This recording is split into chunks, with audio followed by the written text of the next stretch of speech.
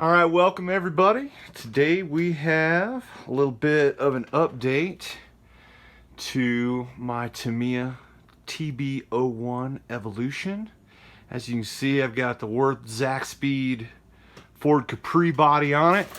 It's a little dusty because we don't get a whole lot of road cars, or road car tracks anyway, where I'm at. I got this thing from Taiwan. It had the Subaru wheels and rally tires on it and some vintage electronics. I took those out and sold them.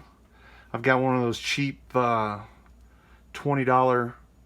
brushless sensorless motors. That is a Castle Sidewinder version 2 motor control, and then an original Tamiya, I guess to say probably a Futaba radio AM. I've tried to upgrade this thing quite a bit. This is difficult because this chassis is very old. Finding parts for it sometimes is quite problematic. So what I've had to do, as you can see down in there, there's a little bit of some blue chunks in the steering. And if you can see right there, you can see how some of that steering is put together. And then from the bottom, you can see that I've put bolts right through the center of the steering mounts to strengthen everything up. Also, you can see that kind of unusually this thing has aluminum arms, knuckles, uprights in the front, and then the colors are reversed in the back. Those arms are actually for a TG10 or the TB-01 EVO chassis. The knuckles here and these front arms here are actually for a GF-06. So they actually work, but when you put the GF-06 arms, you'll notice, you see how that dog bone's sitting in there hanging out?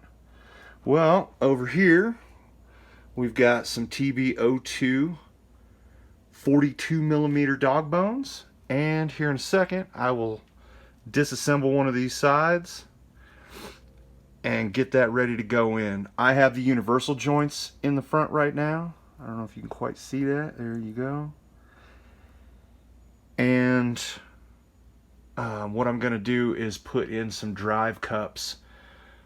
I found a bag of B parts that I can use, I believe. So here we go. All right, as you can see, we've got it all torn down. Basically, all you're going to have to do that is just take off the wheel and tire. This one's sitting underneath the car, holding it up. You're going to pull out these little kingpin bolts here, little cross shaft, wheel spacer, and then I got a B bag of some random parts. It might be for like a TA-04 or something like that. You have to watch out for those on eBay or wherever you can find them. Here we have a little drive axle for it, but this will, or a wheel axle is what it'll end up being. And then there's your universal joint. So we'll just get these bearings swapped out into the knuckle and check and see if our little 42mm are gonna work. I think that'll extend it out far enough to get into that inside cup.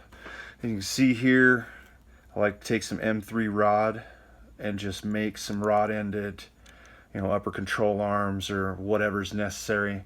I like the look of it. Get those off of eBay. The arms and stuff, these arms I got from a place called RC Jazz or Jazz Hobby on eBay. They're pretty solid. I think some of the other stuff, most everything I get off of eBay. Let's just leave it at that.